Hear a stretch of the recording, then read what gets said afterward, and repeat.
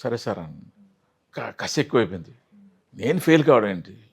10 ఏళ్ల సినిమా అనుభవం, మెగాస్టార్తో ఇన్ని సినిమాలు చేసిన వాడిని నేను ఇంత నీచంగా ఫెయిల్ అవుతానా నేను అని చెప్పి నైట్ అంతా కసిగా వినడము, డైలాగ్ చెప్తూ బిజినెస్ చేసుకోవడం, అది చేయడం, ఇది చేయడం, షర్ట్ వేసుకోవడం, మాట్లాడడం, అదే మాట్లాడడం, నైట్ అంతా ప్రాక్టీస్ చేశా.